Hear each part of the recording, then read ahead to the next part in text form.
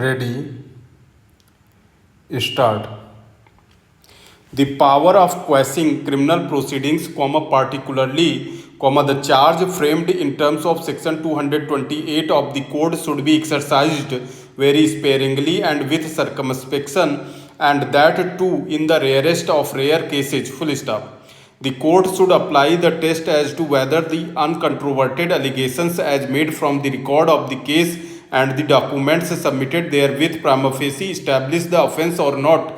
Full stop. If the allegations are so patently absurd and inherently improbable that no prudent person can ever reach such a conclusion, and where the basic ingredients of a criminal offence are not satisfied, then the court may interfere. Full stop. High Court should not unduly interfere. Full stop. No meticulous examination of the evidence is needed for considering whether the case would end in conviction or not at the stage of framing of charge or quashing of charge. Full stop. Another very significant caution that the courts have to observe is that it cannot examine the facts, evidence and materials on record to determine whether there is sufficient material on the basis of which the case would end in a conviction. The court is concerned primarily with the allegations taken as a whole, whether they will constitute an offence, and if so, is it an abuse of the process of court leading to injustice. Full stop. Quashing of a charge is an exception to the rule of continuous prosecution. Full stop. Where the offence is even broadly satisfied, the court should be more inclined to permit continuation of prosecution rather than its quashing at that initial stage. Full stop. The court is not expected to marshal the records with a view to decide admissibility and reliability of the documents or records, but is an opinion formed prima facie. Full stop. The revisional court cannot sit as an appellate court and start appreciating the evidence by finding out inconsistency in the statement of witnesses, and it is not legally permissible. Full stop. The high courts ought to be cognizant of the fact that trial court was dealing with an application for discharge. Full stop.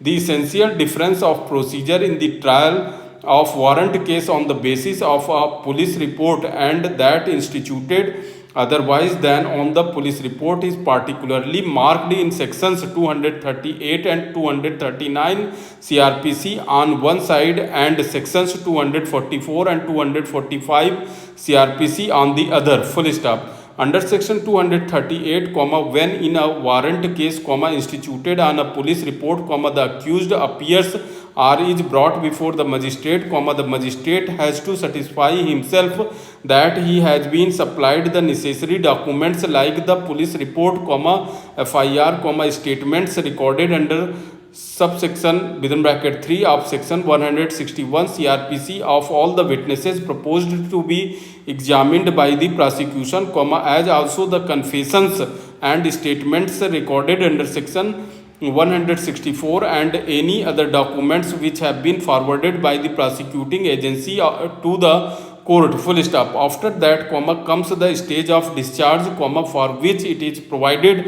in section 239 CRPC that the magistrate has to consider the police report and the documents sent with it under section 173 CRPC, and if necessary, has to examine the accused and has to hear the prosecution of the accused, and if on such examination and hearing, the magistrate considers the charge to be groundless, he would discharge the accused and record his reasons for so doing. Full stop. The prosecution at that stage is not required to lead evidence. Full stop. If, on examination of the aforementioned documents, he comes to the prima facie conclusion that there is a ground for proceeding with the trial, he proceeds to frame the charge. Full stop. For framing the charge, he does not have to pass a separate order. Full stop.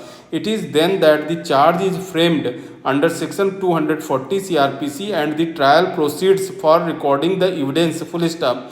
Thus, in such trial, prosecution has only one opportunity to lead evidence, and that too comes only after the charge is framed. Full stop. In the warrant trial instituted otherwise than the police report, the complainant gets two opportunities to lead evidence, comma, firstly, comma, before the charge is framed, and secondly, comma, after the framing of the charge, full stop.